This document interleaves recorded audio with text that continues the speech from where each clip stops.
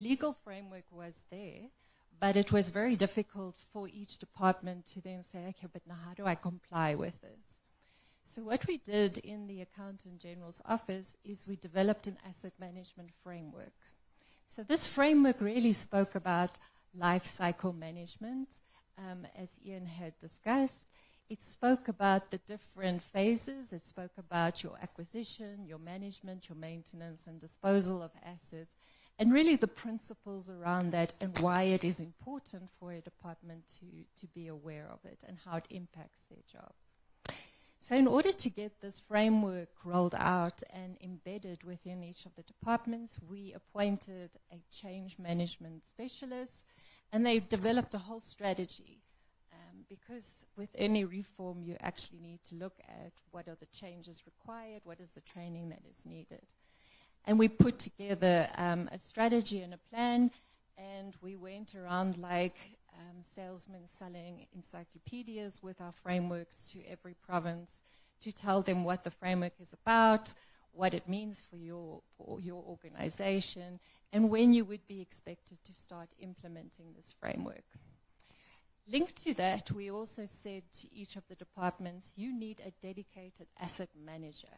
You need a dedicated asset management function that will then take responsibility for asset management within each institution. Thank you.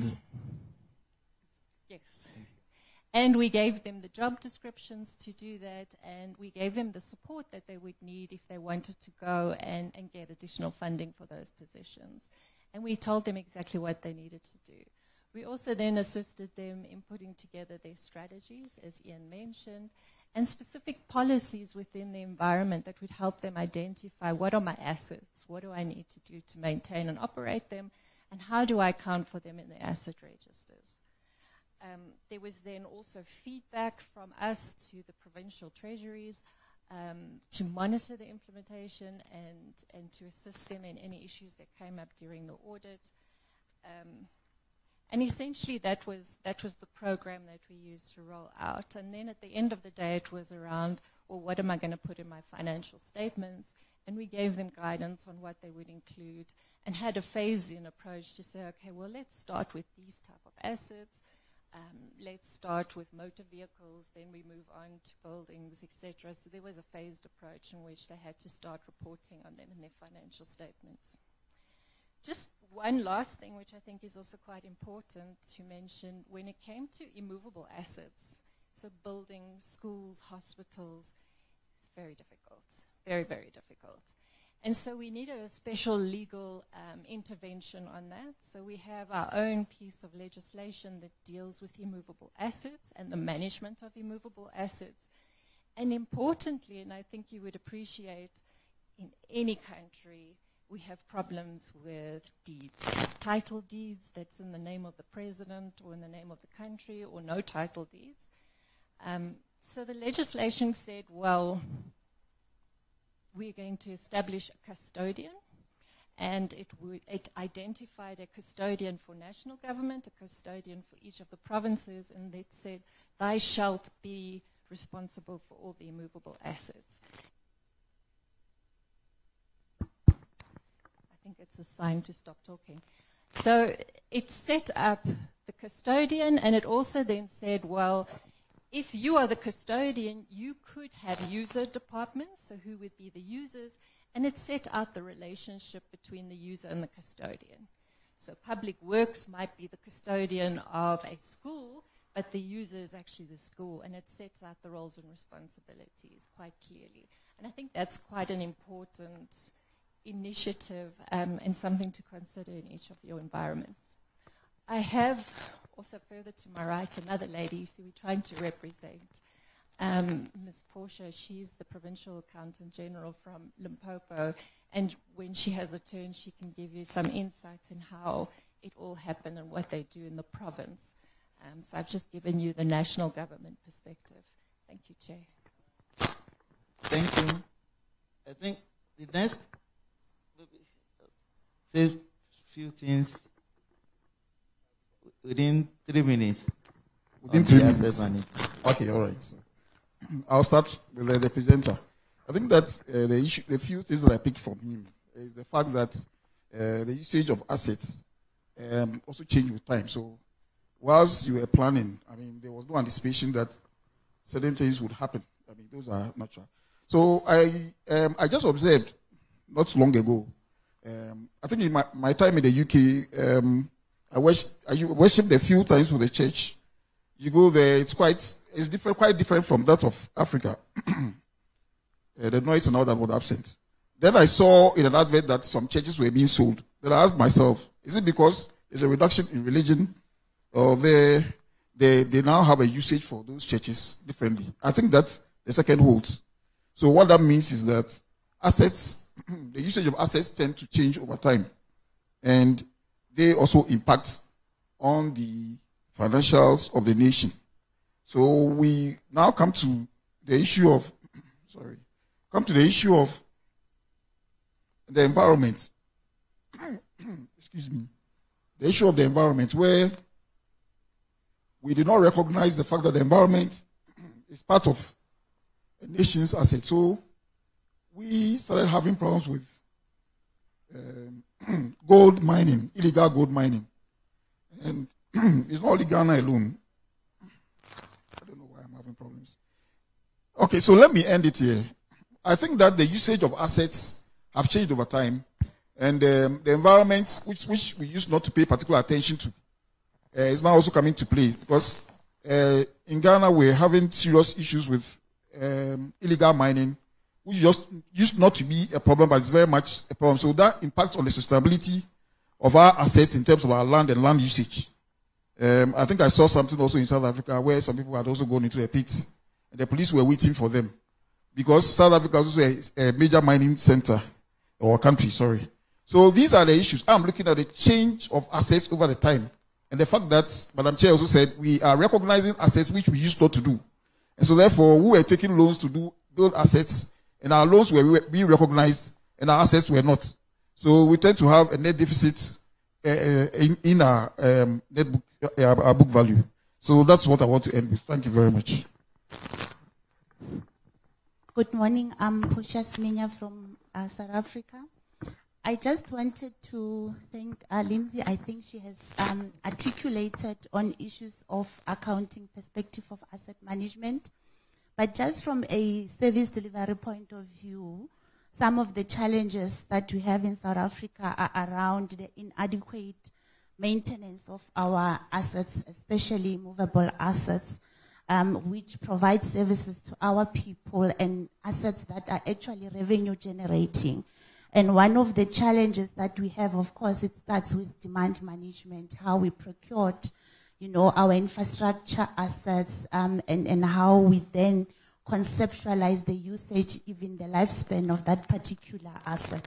So what we're trying to do in the budget reforms, even from our province, we're bringing a percentage of maintenance budget, and we focus on preventative maintenance, and also ensuring that we have artisans in our staff component. We want to capacitate our Department of Public Works to ensure that they maintain the assets and they give the proper services to our people, and in our municipalities where we offer water, sanitation services. And all of you, we had some challenges with electricity in South Africa. So at national, they're also looking at that in terms of preventative maintenance. Let me stop here.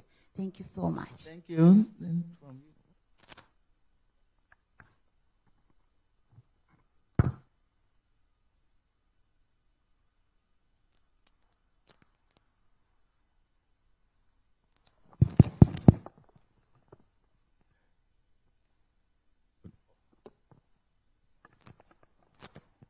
Good morning. My name is Mtutuzi Mtombo. Once again, in Eswatini's context, we've been having a challenge in terms of asset management due to the fact that we've had all along manual registers in silos in different ministries, not yet integrated into a financial management information system. So that presents challenges in terms of reporting, because you will find that you are not able to view all the assets of the government in the system at any point in time. Fortunately, through Rwanda Corporation, we're in the process of implementing IFMIS. And parallel to that, the Eswatini government is in the process of developing an asset management system. This project, we anticipate, will start with the collection of inventory project throughout all the ministries of government to get stock of all the assets of government throughout all the ministries.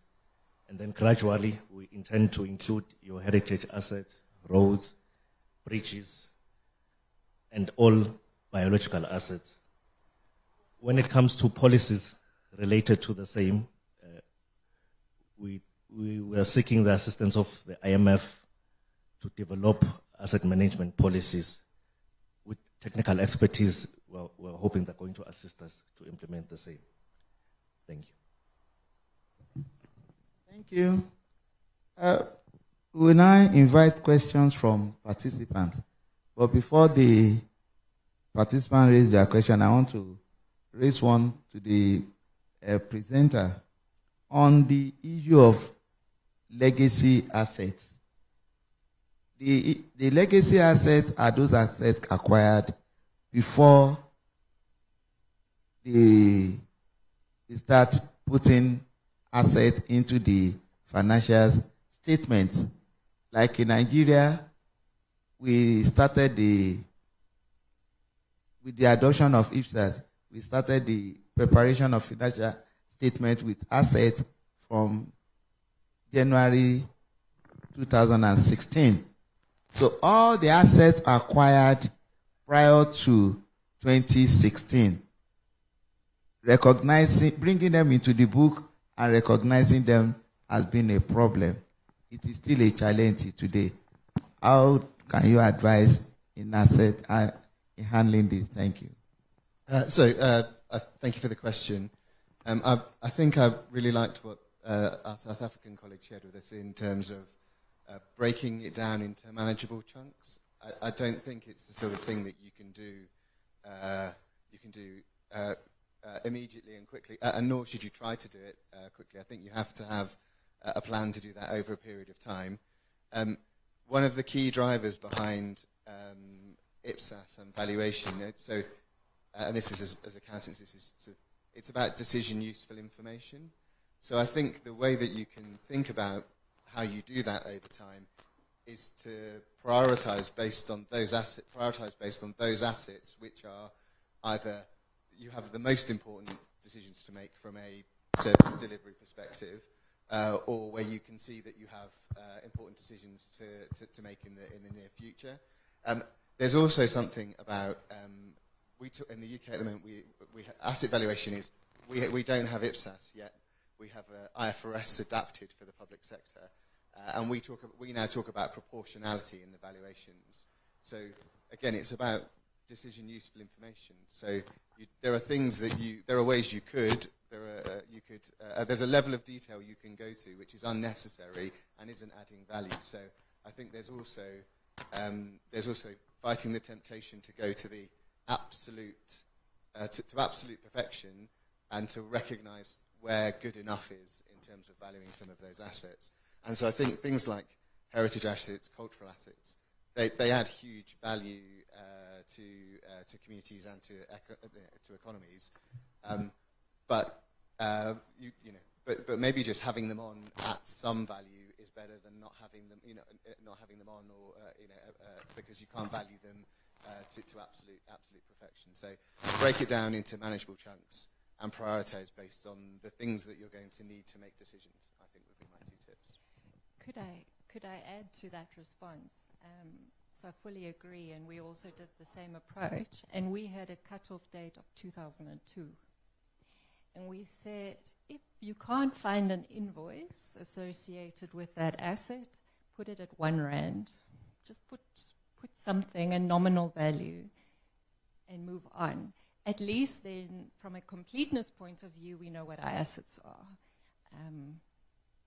The next step was then to say, okay, for later ones, you need to, if you don't have the values or the invoices for assets after that date, you need to come up with some sort of valuation and some methodology. Just take the latest purchase price, look at the conditions, and just apply a valuation to it. And we've stuck with that because what we've noticed now, the assets that are sitting in this 1 rand category are old. They get replaced. And I think when we go to full accrual, we might just say, well, we live with that because the cost and the effort to get that completely perfect probably isn't worth it. As long as the newer ones, we have practice of having original purchase price or a valuation to it, we would then live with the fact that there are some assets that are just going to sit at 1 rand until they're sold.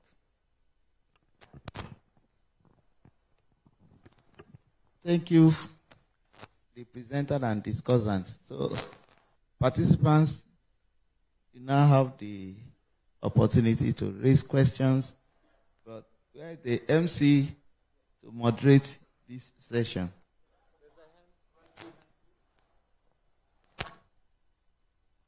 Interest of time, we'll take 2-3 questions, but I'm not seeing hands, Madam Chair, from upstairs. Thank you. Thank you very much. My name is Joel Machai from Zimbabwe. Okay, thank you very much. My name is Joel Machai from Zimbabwe. My question is based on the effects of climate change on asset management. For example, you can have your bridge, then because of weather conditions that are changing, the bridge can be washed away. How best can we take into consideration the issue of whole life cycle on asset management and the effects on IPSA 17 on biological assets? Thank you very much.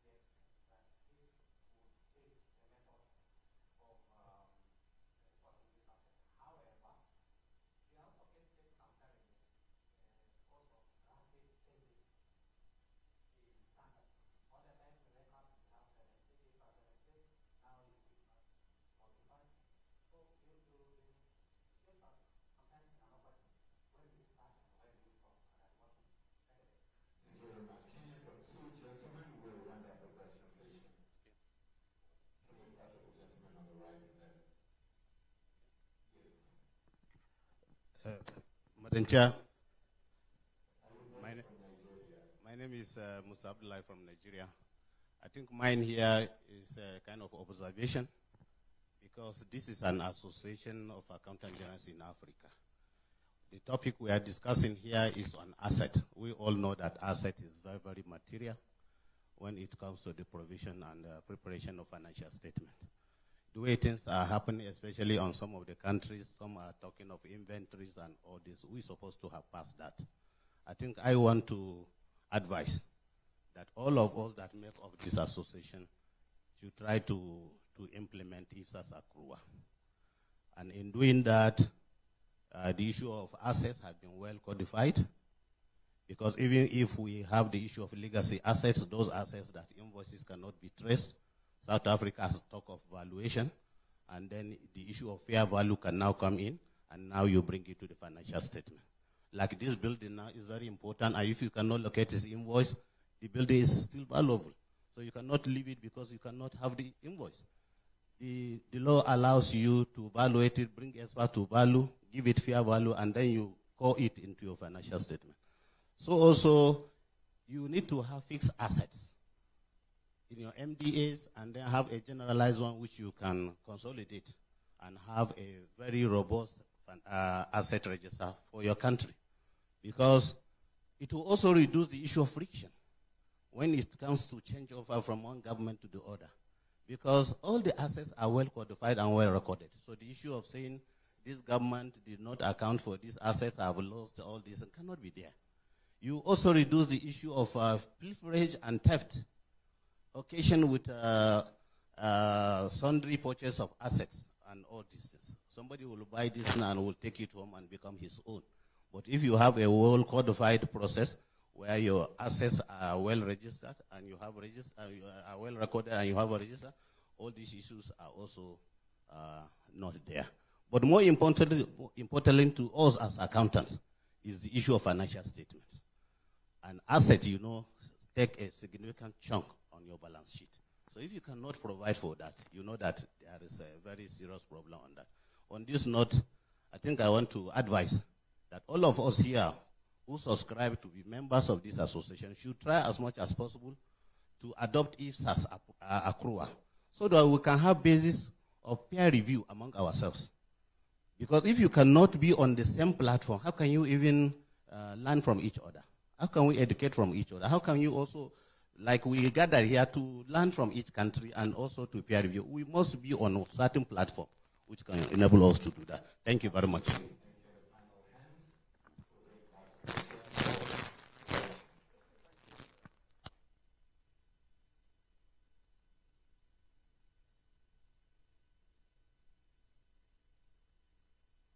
Thank you. My name is Somani Fagbin from Nigeria. Actually, the last speakers mentioned some of the things I want to say, but at the same time, the issue of the legacy assets, and where the South Africa discussants talked about nominal value, and we also need to take into consideration the issue of fair value, not just the nominal value. And he mentioned the issue of valuation, but we know that the cost of valuation of those legacy assets are very prohibitive, very high. Then how do we balance between bringing into the accounts to have a fair value versus the cost of valuation and the complicity of all the assets? Because we know that some assets have been maybe more than 40, 50 years. Still, IFSA expects that all those legacy assets must be brought into the world. So how do we now go about it to strike a balance between bringing everything in and the cost of valuation, because we know it's very high? Thank you very much. Chair, can I allow you 5 minutes to get the reaction? Then we go for Q&A. Maybe the presenter has an answer to any of the questions raised. Okay, you want. Thank you. I'd like to answer the question of why do we not develop ourselves? Why are we going to the IMF? One, the reason we're going to the IMF is they have the technical expertise and for alignment with international best practice. We do not want to develop a system that is not aligned with international best practice. The same way the IMF has been assisting a number of countries with PFM reforms. It's exactly the same reason why we're going to the IMF. Thank you. Oh, I also accidentally forgot to mention that with the assistance of Tanzania, we are going full IPSAS accrual. We are just about to finalize the MOU. Thank you. If I can briefly touch on IPSAS 17 and biological assets, fully agree we should all be looking at IPSAS 17 and all be adopting it. We've been working on it for quite some time, but we adopting the principles without necessarily saying we. Sorry. So the new IPSAS 17, it's now IPSAS 40 something. There's too many. I agree with you. It has a lot of guidance on valuation of assets. And the board took a lot of time to focus on valuation because the board knew that it is a challenge for countries that are looking to adopt. And interestingly, it was a challenge for countries that have already adopted accrual accounting. And when the board was discussing it, examples from the UK came out, and Ian mentioned it around, well, we have schools, we're not actually using it. How do we value a school that is not being used optimally? So the board had to look at a balance between countries that are adopting and countries that are using IPSAS and are struggling to value their assets. And they worked a lot with the International Valuation Committee in developing the additional guidance that you can get at the back. To ask them, well, how do you value public sector assets? What makes them different, and what is the difference in the methodology that you apply to when you value private sector assets? And that brought about the new valuation standard that looks at current operational value. And current operational value is a methodology that we can use in the public sector that we can apply to our heritage assets, for example, because we're not looking at valuing the asset to sell it. So how much will I get the asset if I'm going to sell an asset, because I'm never going to sell my assets? How do I value the assets to get a valuation for what I'm using it for? So the operational value instead of the sales value. So I think if you're looking there, it will help getting the valuations of our public sector assets. And I think what is also beneficial is because they worked with the international valuations community, your valuer, that if they are accredited with international valuation, they would be able to adopt and apply that. I understand that also when it comes to heritage assets, because we feel so, we feel so proud of assets, sometimes we feel like it's really difficult to get a valuation. And in a lot of instances, it is difficult to value a skeleton, for example, or a piece of art. It's priceless. So the IPSAS 17 does acknowledge that there could be instances where heritage assets cannot be valued. Reasonably applying all the principles, then you just disclose it. But there has to be a genuine attempt to do it. And what we have to do as accountants, you kind of have to take off the hat that gives you that warm feeling around your heritage and just look at it as it's a building. How do I value a building?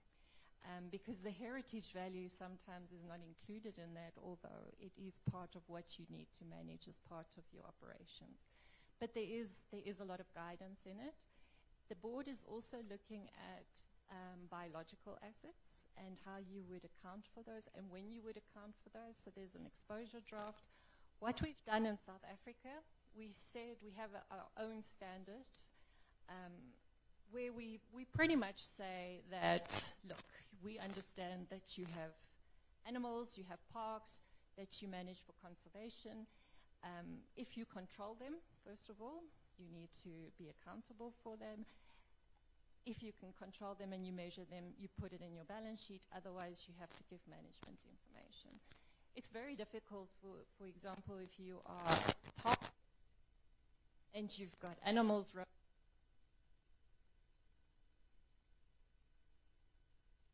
just disclosed. It really wants me to stop, so I'll stop there. Thank you.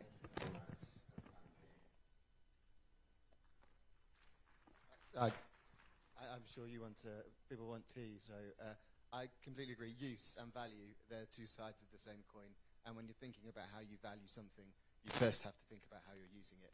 And I think if you follow that through, that thought process, you'll get to it's about decision useful information. That's what we should be trying to get to. Something that is meaningful in the balance sheet. Not the best possible number, the highest possible number, the number that will allow you to make the right decisions. And as I said, don't let the perfect be the enemy of the good. Well, to round up, I think I want to appreciate the presenter and discussant and all the wonderful participants for the question. Now, I would like it to be put in the communique that we are all agreeing that all African countries, especially members of the African Association of Accountant Generals, have agreed that we all our government will adopt IFSA accrual basis of accounting. And that is the only way we can sit together and compare notes to know where we are. If adoption of IFSA is a different ball game entirely, it sets out standards for everything. And if the interpretation of the standards has been a major challenge. So if we have a body looking into this, it will make that job easy for everyone. So on that note, I thank you all, and we appreciate your participation.